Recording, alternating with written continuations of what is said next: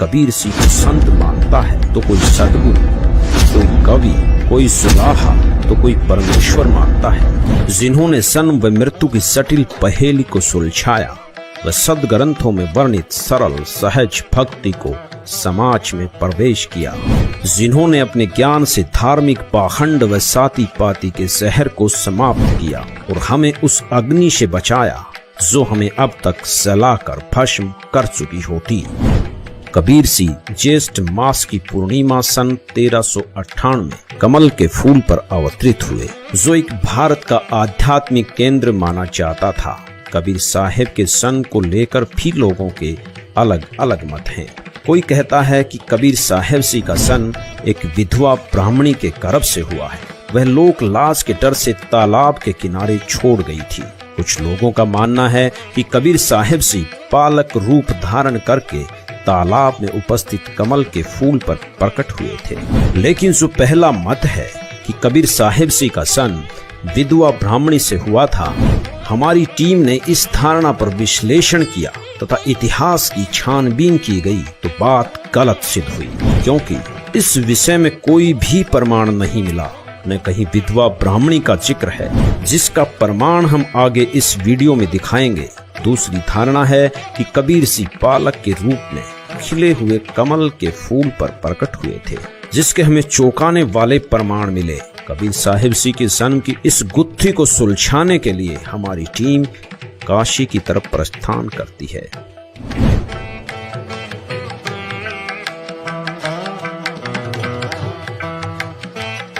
बेशक कबीर सी के बारे में अलग अलग लोग अपनी राय अलग अलग रखते हों, लेकिन उन सब का मूल भाव एक ही है कि वो एक महान संत थे, जिन्हें हिंदू और मुसलमान समान रूप से स्वीकार करते थे।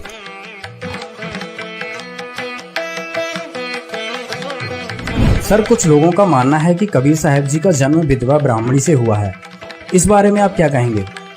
हम लोग बीजक जो पढ़ते हैं तो एक तालाब दिखाया गया कि इसी तालाब में उनकी पैदाइश हुआ है और वहाँ से नीरू और नीमा लेके इसी मठ में उनको लालन पालन किए, ज्ञान लिए कबीर चौरा से। सर, जो बच्चों का पाठ्यक्रम है उसमें जो कबीर जी का जीवन परिचय आता है उसमें लिखा हुआ है कि कबीर जी का जन्म विधवा ब्राह्मणी से हुआ है। इस बात में कितनी सच्चाई है? आपसे पहले ही कह चुके हैं कि लोग लिख देते हैं कि दंती है कि विधवा ब्राह्मणी के गर्भ में, लेकिन किसी ने तो देखा नहीं था। यहाँ तो इतिहास तो उनको लिख दिए है, लेकिन हम लोग मानने के लिए इसको तैयार नहीं है। लोगों का मानना है कि कबीर जी का जो जन्म हुआ एक विधवा ब्राह्मणी के गर्भ से हुआ। इस बात में कितनी सच्चाई है?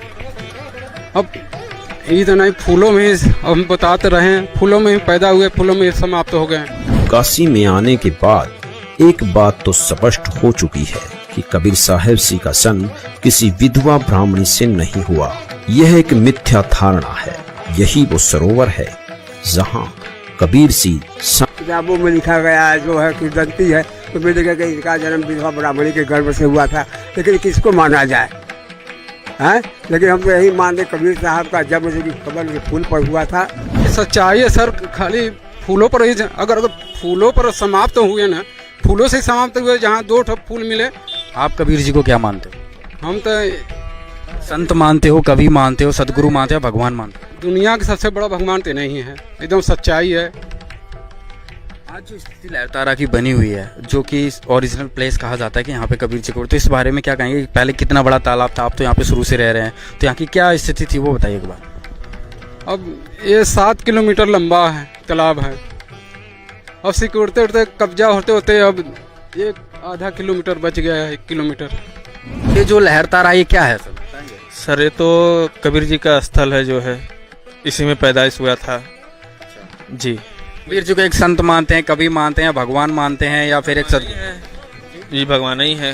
कबीर संत है तो फिर बहुत इनका बहुत नाम है, बहुत बाहर से बहुत लोग आते हैं, ऐसी बात तो है नहीं। के लोगों में जो आस्था है कबीर जी को लेकर के जी, बहुत सारे संत तो ऐसे हैं जो उनको भगवान मानते हैं और बहुत ज्यादा प्रचार प्रसार भी करते हैं। वो तो भगवान तो है ही है सर। जगह और कहा जाता है कि उनका जन्म लहरतारा में हुआ था, जो कि वो एक उनको कमल के फूल पे तालाब में पाया गया था।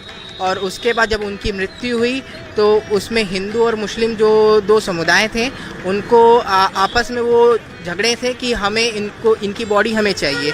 लेकिन वो अचानक उस जो जब उनकी डेड बॉडी वहाँ थी तो वो अचानक गायब हो जाती है और उसमें सिर्फ एक फूल रहता है, जिससे वो दोनों प्रांत को समझ में आता है कि नहीं, हम एक ही हैं, ये हमारे भी हैं, ये हिंदू के भी हैं, ये मुस्लिम के भी हैं, सिख के भी हैं, ईसाई के भी हैं। मतलब उनका ये विचारधारा था कि सारे धर्म एक हैं। 2019 का यह दृश्य लहरतारा तालाब की वर्तमान हालात बता रहा है कि यहाँ सरकार द्वारा इसका रख रखाव नहीं किया गया है। वर्तमान में ये सूख चुका है। अब हम उस स्थान की ओर चलते हैं जहाँ पर कबीर साहब के प्रकट होने के और भी साक्ष्य मौजूद हैं।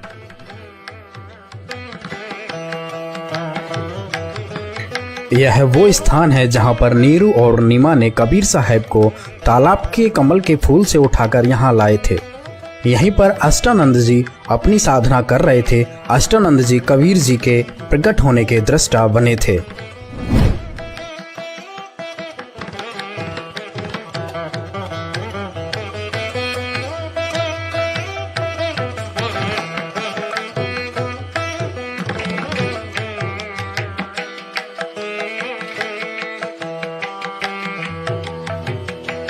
ये जो स्थान आप देख रहे हैं ये लहरतारा तालाब का किनारा है। जैसे कि आपको वहाँ पे तालाब में दिखाया था कबीर जी का वहाँ प्रकट हुआ था और इस किनारे से होते हुए नीरू नीमा कबीर जी को उठाकर लाए थे। और ये हम आपको ले चले जो कबीर साहब के उस समय के प्राचीन मंदिर है जो वीर सिंह बघेल ने बनवाया था। ये जो आप सामने देख रहे हैं ये वीर सिंह बघेल के द्वारा उस समय बनवाया गया था, जहाँ से कबीर साहब जी को नीरू नीमा ने तालाब से उठा के यहाँ पे कुछ देर रोका था। यहाँ पर ये बोर्ड लिखा हुआ है, इस पे सब कुछ लिखा हुआ है। श्री सदगुरु कबीर प्राकट्य स्थल। यह वही स्थल है जहाँ पर सदगुरु कबीर साहब जेठ पूर्णिमा विक्रम संवत 1455 सन 1398 में उतरे थे। इसी स्थल से नीरू नीमा इन्हें उठाकर नीरू टीला, नरहरपुरा, अब कबीर चौरा, काशी ले गए थे। यह मंदिर अति प्राचीन है। इसे आचार्य श्रुति गोपाल साहब एवं राजाधिराज वीर सिंह बघेल ने विक्रम संवत 1585 माघ सुदी नवी को बनवाया था, जो आज भी अपने मूल रूप में विद्वान है। इस स्थल का उल्लेख देश विदेश के अनेक विद्वानों ने किया है।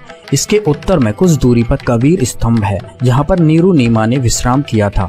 उस स्थल का निर्माण उत्तर प्रदेश शासन द्वारा कराया गया है।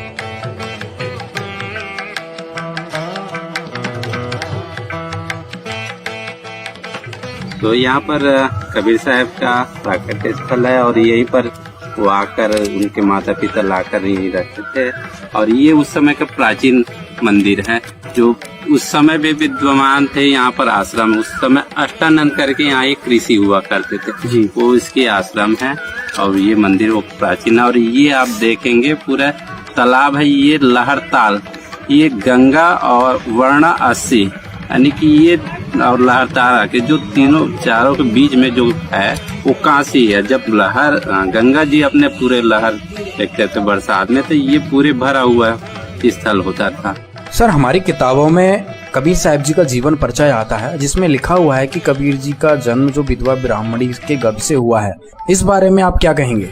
ये तो सरासर ये ब्राह्मणों के अपने तरह से बनाया, क्योंकि विधवा ब्राह्मणी क्या होते तो उसके खानदान सारी चीज पता होता और वो क्यों छोड़ के जाते उसके सारे कुल का पता होता और तब वो नीरू नीमा को नहीं मिलते हैं। और क्योंकि ऐसा मान्यता है कबीर जी को प्रगट स्थल प्रगट है, ऐसा मान्यता है। और उनकी लास्ट में भी वही स्थिति है कि कमल के फूल में मिले और लास्ट में भी कमल हो गया, जो उनकी डेड बॉडी नहीं मिला जब काशी छोड़कर उन्होंने मगहर अपना, ऐसा मान्यता था कि मगहर में मरने से गधा होते हैं और काशी में मरने से मुक्ति होते हैं। तो कबीर जी ने उन्होंने इस भ्रम को तोड़ने के लिए काशी छोड़कर मगहर गया और उन्होंने अपने शरीर वहीं छोड़े तो वहाँ भी उनकी डेड बॉडी नहीं मिली, उसकी जगह भी फूल मिले और जो फूल और चादर मिले तो फूल का मंदिर बनाया गया और वहाँ के जो मुसलमान शासक बिजली खां पटा उन्होंने मजार बनाया और वहीं से कुछ फूल लाकर जहाँ कबीर जी रहा करते थे वहाँ पर एक समाधि दिया गया। यहाँ पर ही ये जो अष्टानंद का विवरण आता है कि जब कबीर जी प्रकट हुए थे तो अष्टानंद को एक प्रकाश दिखा था, तो वो अष्टानंद जी यहीं पर बैठ के तपस्या कर रहे थे। आज भी उनकी यहाँ पे अष्टानंद की, ये आप सामने देखिए, ये उनकी समाधि बनाई गई है। यहाँ से जो उनसे हम जानेंगे। सर, अष्टानंद के बारे में क्या बताएंगे आप? अष्टानंद जी उस समय जो ऐसा मान्यता थे कबीर जी को देते थे, वो उसकी एक तरह संरक्षक थे और वो यहाँ पर बैठते थे और बाद में उनकी ये समाधि यहाँ पर दिया गया।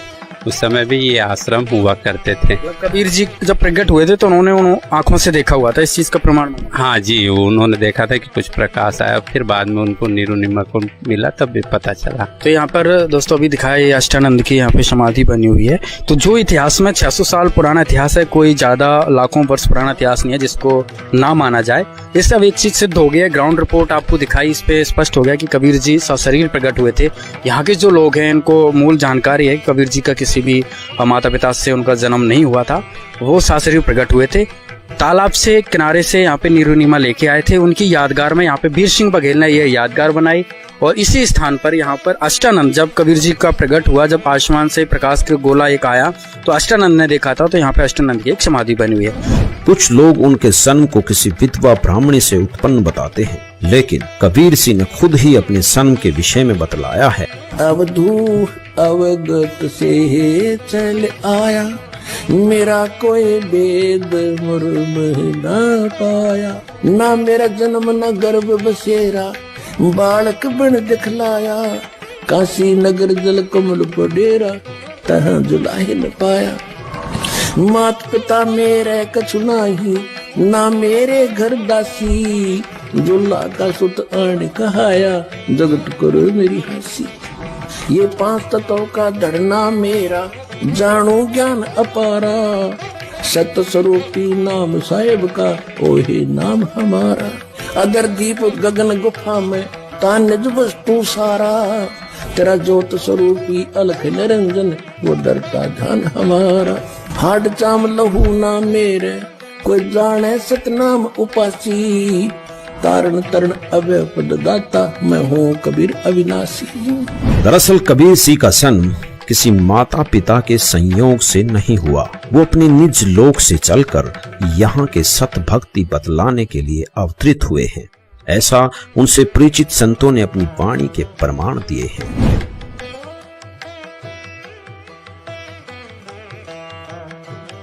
वास्तविकता यह है कि वेदों में परमात्मा की 100 लीलाएं लिखी गई हैं, वो सभी कबीर सिंह ने की हैं। इस तालाब के कमल के फूल से नीरू नीमा नामक जुल्हा दंपत्ति उन्हें उठाकर अपने घर ले गए और इस कारण कबीर सिंह भी जुल्हा कहलाए। अब चलते हैं कबीर मठ, जिसको कबीर चौरा के नाम से भी जानते हैं, जहाँ पर कबीर जी का लालन पालन हुआ।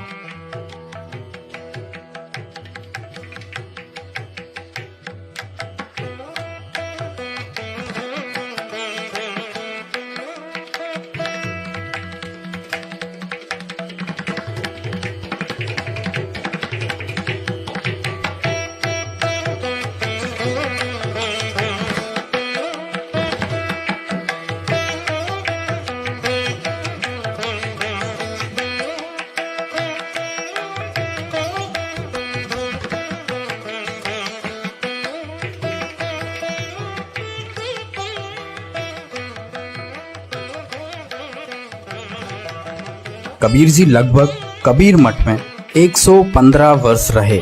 इसके बाद वह मगहर की यात्रा पर चले गए थे। सबसे पहले आपको वो जगह दिखाते हैं जहां नीरू नीमा ने कबीर जी का पालन किया। इस स्थान को नीरू नीमा टीला के नाम से जाना जाता है। कबीर साहब जी की यहीं पर कुटिया थी। मिट्टी की कुटिया होने के कारण जीर्ण शीर्ण हो चुकी थी।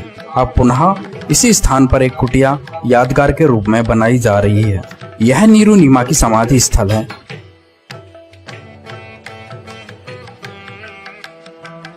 ये कबीर साहब जी का 600 साल पुराना कुआं है। इसमें अभी भी मीठा जल है। आने जाने वाले लोग यहाँ पर इस कुएं के पानी से अपनी प्यास बुझाते हैं। ये इतिहास की वो यादें हैं जिनको कभी मिटाया या भुलाया नहीं जा सकता।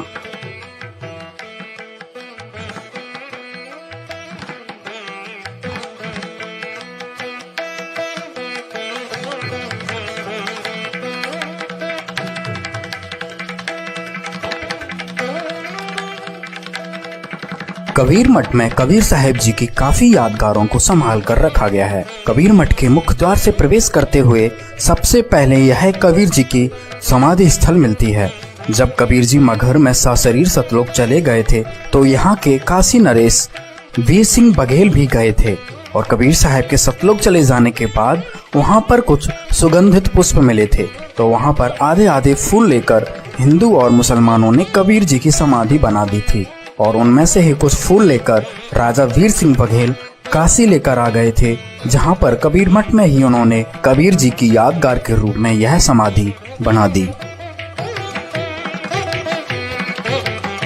यह स्थल उस घटना का प्रतीक है जहाँ पर कबीर साहब जी ने सर्वानंद को ज्ञान में पराजित किया था। संत रामपाल जी ने अपने सत्संगों में इस घटना का काफी विस्तार से विवरण दिया है कि किस तरह से एक ब्राह्मण अपने ज्ञान के घमंड में सर्वजीत बनना चाहता था, जो शूद्रों के हाथों से पानी भी नहीं पीता था, उसको कबीर जी ने अपनी लीला से इस कुएं का पानी पीने के लिए मजबूर कर दिया था। आखिर में सर्वानंद भी कबीर साहब जी का शिष्य बन गया था।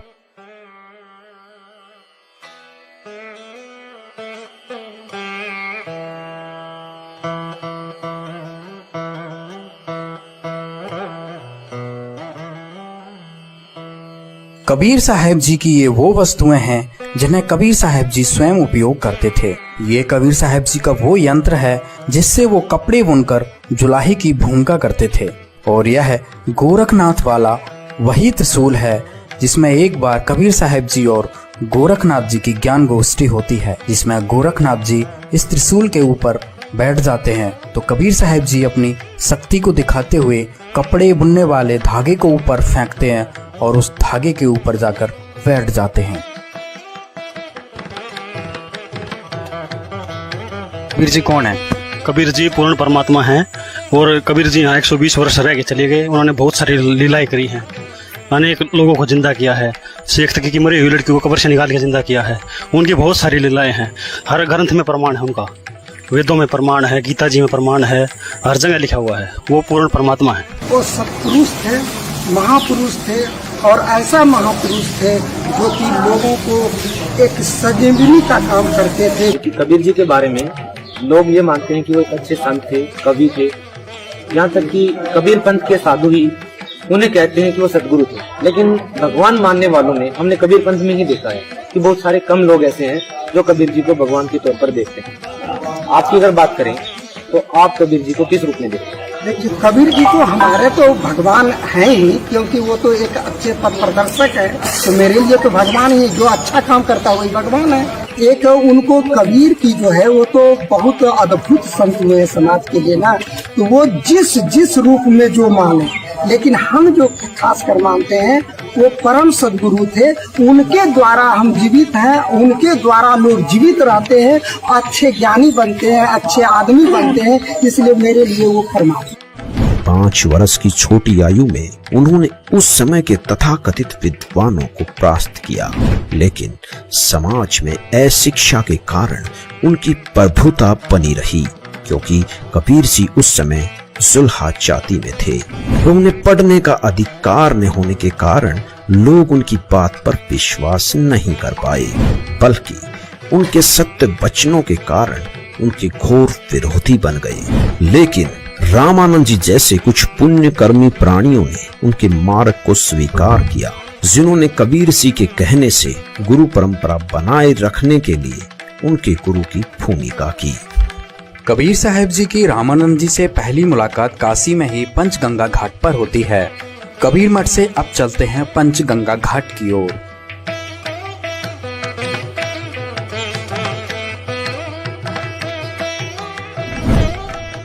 पंचगंगा घाट वह स्थान है जहां पर कबीर साहब जी ने अपनी 5 वर्ष की आयु में 2.5 वर्ष के बालक का रूप धारण करके इन्हीं सीढ़ियों पर जल्दी सुबह आकर लेट गए थे। रामानंद जी की कुटिया यहीं ऊपर कुछ दूरी पर थी। जब रामानंद जी नीचे की तरफ आए तो उनका पैर कबीर साहब जी पर पड़ गया। कबीर साहब जी ने रोने की लीला की। तब रामानंद जी ने बालक को रोता देख शांत कराने के लिए एकदम राम का उच्चारण करते हुए नीचे झुकते हैं तो उनकी माला कबीर साहब जी के गले में गिर जाती है। इस तरह कबीर साहब जी ने इस लीला से रामानंद जी को अपना गुरु बनाया था। बाद में कबीर साहब जी ने रामानंद जी को पूरा ज्ञान समझाया था। रामानंद जी को पता चल गया था कि कबीर साहब जी ही पूर्ण परमात्मा हैं। उसके बाद रामानंद जी ने कबीर साहब की बताई हुई भक्ति की थी। पंचगंगा घाट से ऊपर की तरफ चलेंगे तो यहीं पर रामानंद जी का आश्रम था। आज भी यहाँ पर रामानंद जी, कबीर साहब जी, रविदास जी और पीपा जी की मूर्ति यादगार के रूप में बनी हुई हैं।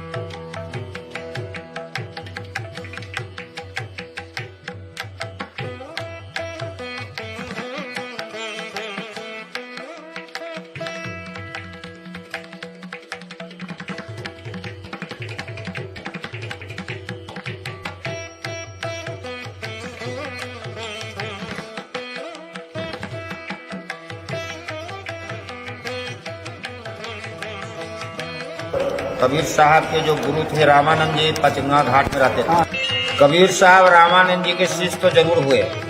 रामानंद जी पहले उनको तो शिष्य बनाने से इनकार किया। उन्होंने कहा कि मैं मलेच्छों को शिष्य नहीं बना, क्योंकि मुसलमान के यहाँ पाले पोसे गए थे। तो कबीर साहब अपना स्वरूप को बदलकर गंगा किनारे बाल स्वरूप में लेटे थे। रामानंद स्वामी सवेरे 4 बजे जाते थे स्नान करने को, तो अंधियारा में उनका पैर पड़ गए जाते समय बालक पर। उसी समय उन्होंने रामानंद जी ने कहा राम नाम कहो बच्चा, और उनके गले में उनकी माला भी गिर गई उसी समय। तो वो फिर उसके बाद वो चले गए गंगा स्नान करने को। बालक शांत हो गए। फिर उधर से आते तो बालक नहीं पाया उन्होंने। इस तरह से आया। दूसरे दिन फिर रामानंद जी के आश्रम में कबीर साहब पहुंचे। उनके शिष्यों लोगों ने कोलाहल मचाया कि कैसे ये मुसलमानों को आपने भर्ती कर लिया यहाँ। कबीर कहता है कि मैं गुरु किया हूँ रामानंद को। तो रामानंद जी कहा नहीं, मैं उसको तो शिष्य नहीं बनाया हूँ। उसी समय कबीर साहब ने 2 स्वरूप एक साथ दिखाया, और कबीर साहब ने कहा कि देखिए महाराज, आपने इस स्वरूप में मैं गंगा किनारे घाट पर आपने राम नाम का मंत्र दिया, आपने अपने गले की माला भी डाल दिया हमारे गले में। इस तरह से उन्होंने साबित किया। इस पृथ्वी लोक पर 120 साल के वास के दौरान कबीर सिंह ने अलग अलग जगह प्रकट होकर अपने ज्ञान का प्रचार किया। वह अपने निज लोक की महिमा से अवगत कराया। चाहे सुल्तानपुर बेई नदी पर नानक देव सिंह को, या फिर मथुरा में धर्मदास जी को, नानक देव सिंह को भी कबीर सिंह मिले थे, तो उन्हें अपने वास्तविक रूप व सचखंड ले गए थे। इसी कारण नानक देव जी ने पहली उदासी बनारस की थी।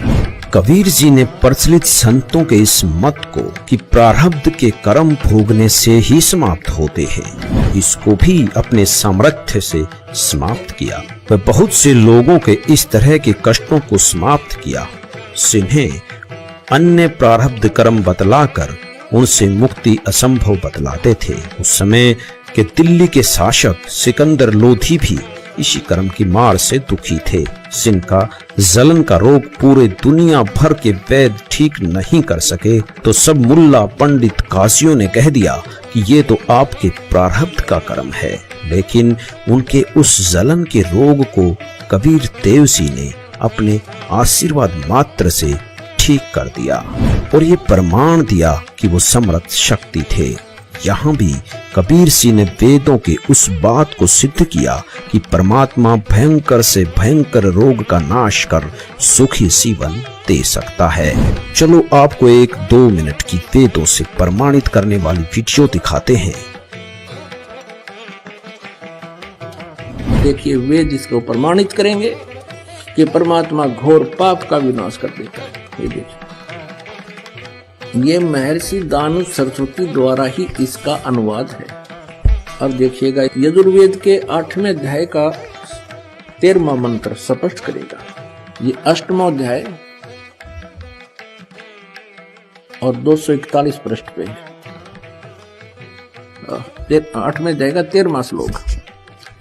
इसमें क्या लिखा है कि देव कर्तस्य एनस्य अवदनमसि, मनुष्य कर्तस्य एनस्य अवदनमसि, पितृ कर्तस्य एनस्य अवदनमसि, आत्म कर्तस्य एनस्य अवदनमसि। अनस्य अनस्य घोर एनस्य माने अपराध के अपराध यानी घोर पाप के भी अवदनम। अब आपको इसका यहां दिखाते हैं 242 पृष्ठ पर इन्हीं का अनुवाद किया हुआ। ये 242 पृष्ठ पे, हे सबके उपकार करने वाले मित्र आप। अब यहां इसने मित्र शब्द प्रयोग कर लिया, यहां परमेश्वर ना लिखा, क्योंकि इसको पता था वेदों को पढ़ने वाला मुझ पर पूरा विश्वास करेगा, और मैंने यहां लिख दिया मित्र, तो वो ये समझेगा कि मित्र के बारे में लिखा है, भगवान के बारे में नहीं, इसलिए इसको पढ़ पढ़ा कर आगे चल पड़ेगा। आप दान देने वाले के अपराध के, अवजनम एनस्य माने अपराध के, अवजनम माने विनाश करने वाले, असी माने हो। मनुष्य कर्तस्य साधारण मनुष्यों के किए हुए, एनस्य माने अपराध के, अवजनम माने विनाश करने वाले हो। पितृ कर्तस्य पिता के किए हुए, एनस्य माने अपराध, ये अपराध ही लिखना चाहिए था, विरोधासन लिखा है। अच्छी प्रकार हरने वाले हो, नाश करने वाले हो। अपने किए हुए, एनस्य माने पाप के, एनस्य कहो, एनस्य का अर्थ पाप कहो, एनस्य माने अपराध कहो, एनस्य माने अपराध या पाप एक ही अर्थ होता है। एनस्य माने पाप के दूर करने वाले, अवजनम माने नाश करने वाले, अवजनम विनाश करने वाले हो, अवजनम माने विनाश करने वाले हो। एनस्य एनस्य अधर्म के अधर्म यानी घोर पाप के भी, अवजनम माने नाश करने वाले हो। अब जानता हुआ मैं जो कुछ भी अधर्म आचरण किया करता हूं या करूं, अनजान में जो कुछ भी किया करता हूं या करूं, उस सब एनस्य माने अपराध के, पाप के, दुष्ट आचरण के नहीं, पाप के आप अवजन माने नाश करने वाले हो। कबीर सिंह के सामर्थ्य से परिचित होकर सिकंदर लोधी कबीर सिंह का शिष्य बना, जिससे उनका धार्मिक पीर शेख तकी चिढ़ गया।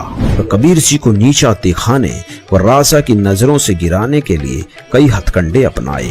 बहुत बार कबीर सिंह को हराने के लिए उनकी परीक्षा ली।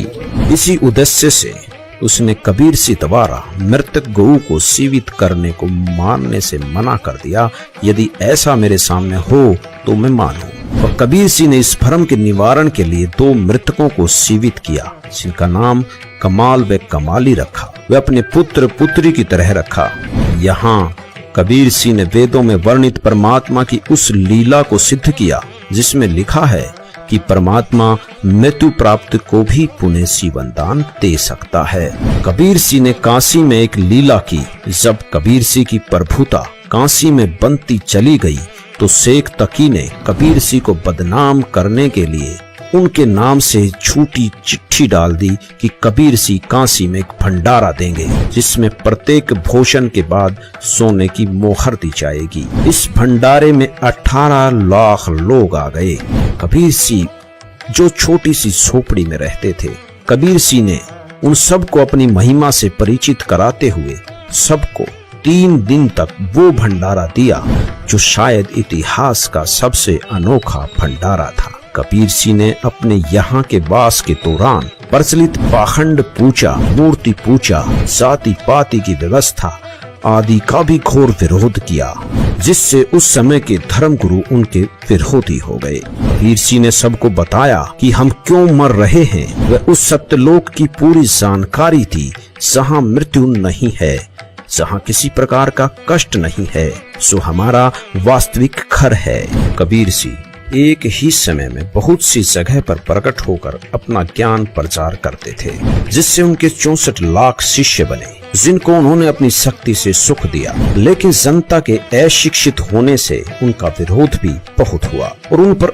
अनगिनत यातनाएं दी गई। उन्हें नकली गुरुओं के दबाव में दरिया में डाला गया, उन्हें जलते तेल के कड़ाहे में डाला गया, उन पर 3 पहर तक तोप के गोले दागे गए और भी न जाने क्या क्या किया गया। लेकिन वो अविनाशी है, इसलिए उनका कुछ नहीं बिगड़ा। कबीर सागर, जो कबीर परमेश्वर सिंह की वाणियों का संग्रह है, उन्हीं के द्वारा लिखा गया है। कबीर सिंह ने धर्मदास जी को पूर्ण ज्ञान बतलाया और साथ ही मूल ज्ञान, जो शिव की मुक्ति का आधार है, को गुप्त रखने का आदेश भी दिया।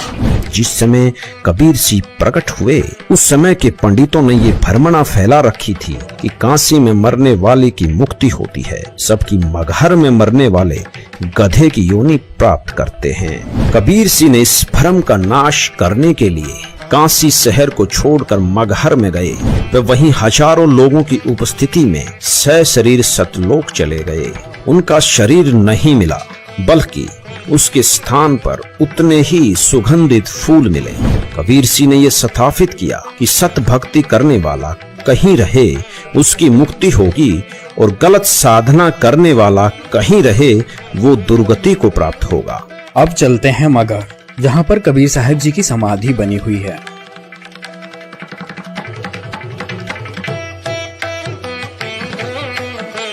यह समाधि स्थल का मुख्य द्वार है। यहाँ से गुजरते हुए समाधि स्थल पर पहुँचते हैं। मगहर शहर हिंदू मुस्लिम एकता के लिए भी जाना जाता है। कहा जाता है कि यहाँ कबीर जी के ज्ञान से प्रभावित होकर हिंदू मुस्लिम आपस में भाई भाई की तरह रहते हैं।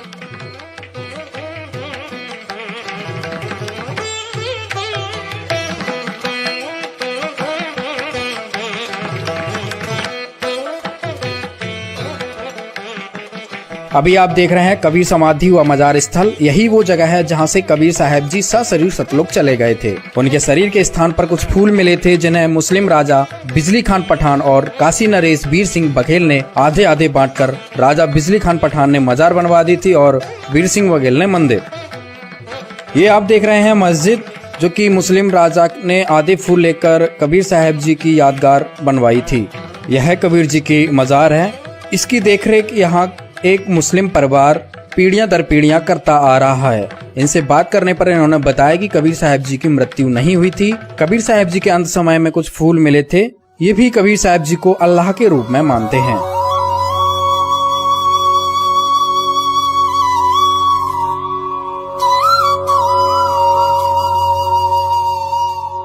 अब चलते हैं मंदिर की तरफ।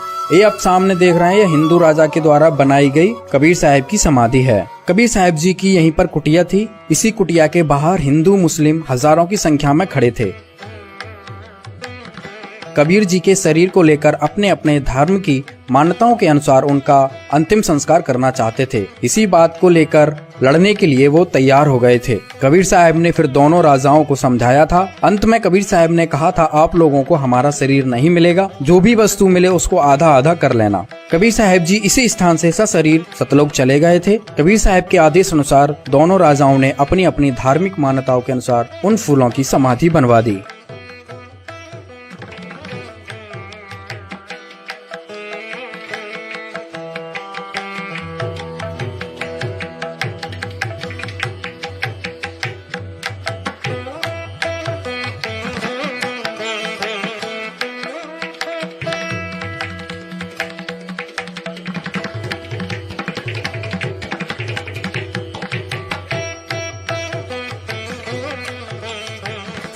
आप कबीर जी को क्या मानते हो? कबीर जी को परमात्मा मानते हैं, भगवान का स्वरूप मांगते हैं और भगवान ही है।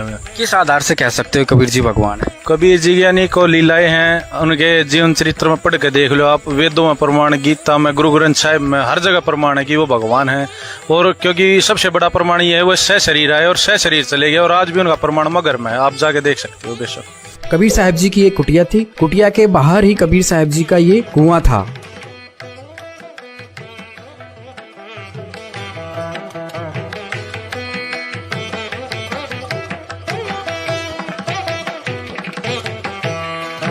कबीर साहब जी के चमत्कारों में से एक लीला और मगहर में देखने को मिलती है।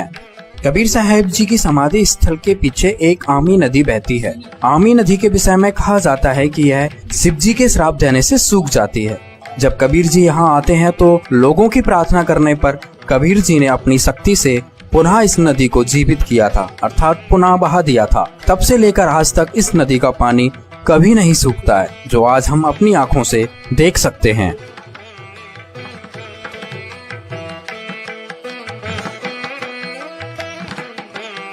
ये वो जगह है जहां से कबीर साहिब जी सशरीर सतलोक चले गए थे और उनके शरीर के स्थान पर फूल मिले थे। कबीर साहिब जी द्वारा दी गई मानवता की शिक्षा को सिरोधार्य करके हिंदू और मुसलमानों से उन फूलों को आधा आधा बांट लिया। यहाँ हिंदुओं ने यादगार के रूप में मंदिर बनवा दिया और मुसलमानों ने ये मस्जिद। काशी और मगहर की यात्रा के बाद तथा इतिहास के प्रमाणों को देखते हुए स्पष्ट हो जाता है कि कबीर साहिब जी का न जन्म हुआ और न ही मृत्यु। सशरीर सतलोक से आए थे और सशरीर सतलोक चले गए। हाँ, यहाँ एक खास बात और, जब पुत्र मोह के कारण धर्मदास जी व्याकुल हो उठे कि मूल ज्ञान के बिना मुक्ति नहीं और कबीर परमेश्वर जी ने मूल ज्ञान को गुप्त रखने का आदेश दे दिया, तो मेरे वंशज कैसे मुक्त होंगे। उनकी उसी शंका का समाधान करते हुए कबीर परमेश्वर जी ने कहा कि धर्मदास मेरे नाम से 12 पंथ काल चलाएगा। उसी 12वें पंथ गरीबदास जी के पंथ में मैं खुद चल कर आऊंगा और पूरे विश्व को सत्य ज्ञान बतलाऊंगा। 12वां पंथ गरीबदास जी का है और उसी पंथ में आज कबीर जी के अवतार संत रामपाल जी महाराज अवतरित हैं, जो पूरे विश्व के तारणहार हैं। इस संदर्भ में आपको कबीर सागर से प्रमाण दिखाता एक वीडियो दिखाते हैं। वो 12 पंथ कौन कौन से हैं और परमात्मा 12वें पंथ में स्वयं चलकर आएंगे, ये कबीर परमेश्वर ने स्वयं कहा है अपनी सच्चिदानंद घन ब्रह्म की वाणी में, कबीर वाणी में। ये देखिएगा, कबीर सागर संपूर्ण 11 भाग खेमरा श्री कृष्णदास प्रकाशन बंबई से प्रकाशित है। ये है कबीर वाणी 136 पृष्ठ पे। यहां लिखा है कि 12 पंथ काल फुरमाना और भूले जीव न जावे ठिकाना। इन 12 पंथों में काल का ही फुरमान है और इसमें भटके हुए भूले हुए प्राणी कभी भी सतलोक नहीं जा सकते। कौन कौन से? ये तो है कबीर वाणी में 136 पृष्ठ पे। अब देखो यहाँ पर कबीर चरित्र बोध में, ये है कबीर चरित्र बोध बोध सागर और ये है 1871 पृष्ठ। और यहाँ देखते हैं बोध सागर, ये 1870 पर कबीर साहब के पंथों का वृंतांत। नारायण दास जी का पंथ, ये इन्होंने गलत लिखा है, नारायण दास नहीं है, ये चूड़ामणि जी का पंथ है। आगे दिखाएंगे दूसरे स्थान पर वो सही लिखा है। दूसरा याज्ञोदास जी का पंथ, ये याज्ञोदास जी का पंथ। और तीसरा है सूरत गोपाल। चौथा है मूल निरंजन का पंथ। 5वां टकसारी पंथ। 6वां भगवान दास जी का पंथ। 7वां सतनामी पंथ और 8वां कमालीय पंथ, कमाली का पंथ। और 9वां राम कबीर पंथ। 10वां प्रेम धाम की वाणी पंथ और 11वां जीवा पंथ और 12वां गरीबदास पंथ। अब इन्हीं 12 पंथों का फिर यहाँ कबीर वाणी में, ये कबीर चरित्र बोध में आपने देखा बोध सागर में, और ये भी बोध सागर है और ये कबीर वाणी है 136 पृष्ठ पर। यहाँ लिखा है 12 पंथ चलो सो भेद, 12 पंथ काल फुरमाना, भूले जीव न जाओ ठिकाना। ताते आगम कही हम राखा, वंश हमारा चूड़ामणि शाखा। प्रथम जग में जागो भरमावे, ये दूसरा होना चाहिए था। प्रथम तो ये चूड़ामणि है, यहाँ इन्होंने गलत अपनी तरफ से मिलावट कर दी कबीर पंथियों ने। ये लिखा है, ये बोध सागर 1870 पृष्ठ पर, ये कबीर चरित्र बोध में। यहाँ पर इन्होंने गलत लिखा, यहाँ लिखना था प्रथम चूड़ामणि जी का पंथ। दूसरा यागोदास जी का पंथ और सूरत गोपाल मूल निरंजन चौथा। अब यहाँ उसी का प्रमाण है। अब हमारे हैं 136 कबीर वाणी पे 136 पर। द्वादश पंथ काल फुरमाना, भूल्य जीव न जाए ठिकाना, ताते आगम कह हम राखा, वंश हमारा चूड़ामणि शाखा। ये चूड़ामणि प्रथम होना चाहिए, ये गलत लिख रखे हैं। और दूसरा होना चाहिए थे दूसरा जग में जागू भरमावे, ये यहाँ पर लिखा है इसको, ये देखिएगा यागो पंथ, जागू कहो तो यागो दास पंथ और सूरत गोपाल। प्रथम नहीं है, दूसरा जग में जागू भरमावे, बिना भेद वो ग्रंथ चुरावे। और दूसरा सूरत गोपाल होई, यहाँ इन्होंने ये लिखा सूरत गोपाल पंथ दूसरा, ये 1870 पृष्ठ पर। ये तीसरा है सूरत गोपाल, और यहाँ भी तीसरा ही होना चाहिए था, इन्होंने दूसरा लिख दिया। ये थोड़ा सा मिलावट करें, चोर चुरावे तुमड़ी गाड्डे पानी में, वो गाड्डे हुआ ऊपर आवे, सच्चाई छैली ना। अब यहाँ लिखना था तीसरा सूरत गोपाल होई, और अक्सर जो जोग दृढ़ावे सोई। और चौथा, ये चौथा होना चाहता, तीसरा नहीं, मूल निरंजन वाणी। चौथा पथ टकसार भेद वो, और पांचवा पंथ बीज को लेखो, और छठवां जो सातवां होना चाहिए था सतनामी पंथ। हम अपने काम पर आते हैं, यहाँ देखिएगा। अब 10वां, ये 11वां यहाँ आ जाता है परम धाम की वाणी। अब 12वां यहाँ से शुरू होता है, संवत 1775 होई। ये वैसे गलती से मिसप्रिंट है, यहाँ 1774 होना चाहिए था संवत। गरीबदास जी का जन्म संवत 1774 में हुआ है। संवत 1775 होई, ता दिन प्रेम प्रगटे जग सोई। 12वां पंथ जिससे चला गरीबदास जी को, उसका जिक्र है ये। आज्ञा रहे ब्रह्म बोध लावे, कोली चमार सबके घर खावे, और साख हमारी ले जीव समझावे, असंख जन्म ठोर नहीं पावे। 12वें पंथ प्रगट हो बानी। अब 12वें पंथ गरीबदास जी वाले पंथ के विषय में चर्चा चल रही है कि मेरी वाणी यानी मेरी महिमा की वाणी पुनः प्रकट होगी गरीबदास जी द्वारा। परमेश्वर कबीर जी गरीबदास जी को मिले थे। गरीबदास जी काल के दूत नहीं थे, गरीबदास जी ने तो सही ज्ञान दिया, लेकिन आगे वाले कबीर गरीबदास के पंथियों ने उसको समझा नहीं। अब 12वें पंथ प्रगट हो हवा बाणी है नहीं, प्रगट हुआ बाणी और शब्द हमारे की निर्णय ठानी। अब गरीबदास जी के बाद जितने भी उनके अनुयायी हुए हैं, वो परमेश्वर की वाणी जो गरीबदास जी ने महिमा लिखी है वो समझ नहीं सके। 12वें पंथ प्रगट हुआ बाणी, शब्द हमारे की निर्णय ठानी, और अस्थिर घर का मर्म न पावे, ये 12 पंथ हमी को ध्यावे। कहते गरीबदास वाले पंथ तक भी स्थिर घर, शाश्वत स्थान को प्राप्त नहीं कर सकते, सतलोक को प्राप्त नहीं कर सकते, और हमारे ही उस वाणी को वह आपस में निष्कर्ष करते रहेंगे, उसकी जानकारी एक दूसरे को उलट सुलट देते रहेंगे। 12वें पंथ प्रगट हो वाणी, शब्द हमारे का निर्णय ठानी, उसका निष्कर्ष निकालने की चेष्टा करेंगे पर वो समझ नहीं सकेंगे। अस्थिर घर यानी सनातन परम धाम को प्राप्त नहीं कर सकते, उसका धाम का मर्म नहीं पाएंगे। ये 12 पंथ हमें को धावे। आगे स्पष्ट कर दिया परमेश्वर ने, 12वें पंथ हम ही चल आवे, हम स्वयं आएंगे गरीबदास वाले पंथ में, यानी गरीबदास के रूप में नहीं, उसके पंथ में आगे चल के 12वें पंथ हम ही चल आवे और सब पंथ मिट एक ही पंथ चलावे। धर्मदास जी से कह रहे हैं कि 12वें पंथ में आऊंगा मैं आगे चल के, और सब पंथ मिटा के एक ही पंथ चलाऊंगा। अब अपना ही परमात्मा दास भेज दिया, अपना वही और शक्ति उन्हीं की काम कर रही है।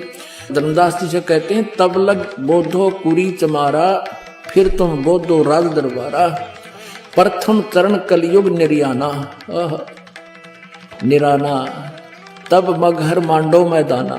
ये प्रथम पीढ़ी होगी, प्रथम चरण होगा जब मैं मगहर से शरीर चला जाऊंगा। परमात्मा कबीर जी कह रहे हैं ये प्रथम चरण होगा, प्रथम चरण कलयुग निर्याना, तब मगहर मांडो मैदाना, धर्म राय से मांडो बाजी, तब धर बोधो पंडित का जी। अब आगे देखो, 5500 पांचा, तब ये शब्द होएगा साचा। अब समय आ गया है, कलयुग को लगभग 5500 वर्ष हो गए हैं और अब वो समय आ गया परमात्मा का। ये मेरा कहते हैं आज का बोला हुआ उस समय सत्य होगा ये। अब क्या बताते हैं, धर्मदास मोरी लाख दुहाई और मूल शब्द बार ना जाई। पवित्र ज्ञान तुम जग में भाखो, मूल ज्ञान गुप्त तुम राखो। गोई माने गुप्त रखो, मूल ज्ञान बाहर जो पर ही। ये बिजली पीढ़ी हंस वंश हंस नहीं तरही। 33 अरब ज्ञान हम बाखा, मूल ज्ञान गुप्त हम राखा। गोई माने गुप्त। मूल ज्ञान तुम तब लग छपाई, जब लग द्वादश पंथ मिटाई। वास्तव में कबीर जी इस पूरी कायनात के रचने वाले हैं, ऐसा प्रमाण सभी धर्मों से, सभी सदग्रंथों में है। वेदों में परमात्मा की जो लीला लिखी गई है वो सब की सब कबीर जी ने की। इससे भी स्पष्ट है कि वो परमात्मा हैं। तो फिर उनकी उस वाणी में भी कोई मीन मेख नहीं जब उन्होंने कहा कि वो गरीबदास जी के पंथ में खुद चल कर आएंगे। आप समझ गए होंगे कि वो संत रामपाल जी महाराज हैं। संत रामपाल जी महाराज जी को कबीर परमात्मा संवत 2054 फाल्गुन मास शुक्ल पक्ष एकम मार्च 1997 को दिन के 10 बजे मिले तथा सार शब्द की वास्तविकता बताकर अंतर्ध्यान हो गए। तो इस विषय में आज तत्वदर्शी संत रामपाल दास है, जिला हिसार, हरियाणा।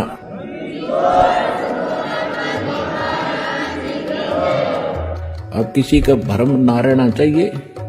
देखो, एक 1000 का नोट है, उस पर लिखा है कि मैं धारक को 1000 रुपए देने का वायदा करता हूं। दास पे लिखा नहीं है, दास बोल सकता है कि मैं उपासक को सर्व सुख और पूरा कंप्लीट मोक्ष देने का वायदा करता हूं जब नियम में रहोगे तो।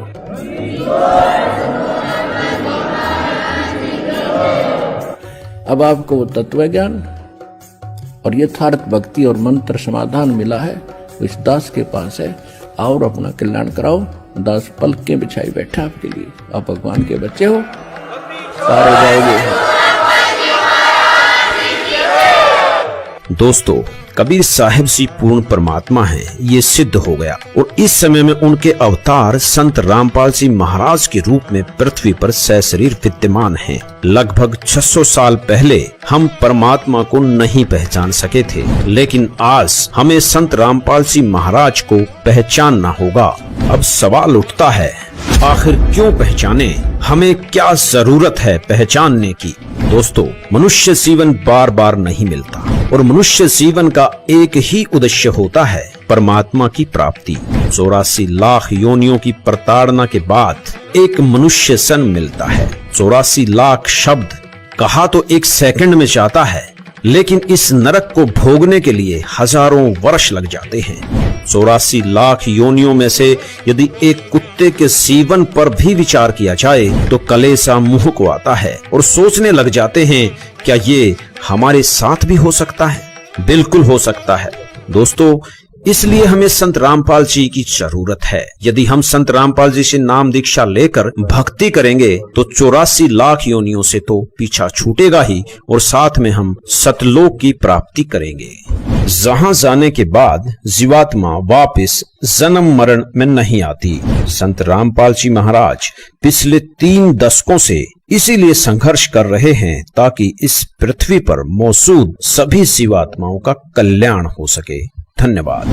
कबीर मनुष्य जन्म दुर्लभ है, मिले न बारंबार, तरवर से पत्ता टूट गया, बहु न लगता डार। संत रामपाल जी महाराज अपने सत्संगों के माध्यम से बताते हैं कि 84 लाख योनियों की भयंकर यातनाओं के बाद एक मनुष्य जन्म मिलता है, जिसका सिर्फ एक ही उद्देश्य है कि पूर्ण गुरु से नाम दीक्षा लेकर भक्ति करना, जिससे हमारा जन्म मृत्यु का दीर्घ रोग समाप्त हो जाता है। वर्तमान समय में पूरी पृथ्वी पर पूर्ण व आधिकारिक गुरु संत रामपाल जी महाराज ही हैं और विश्व कल्याण के कार्य में लगे हुए हैं। अतः सभी से निवेदन है कि संत रामपाल जी महाराज से नाम दीक्षा लेकर अपना जीवन सफल बनाएं।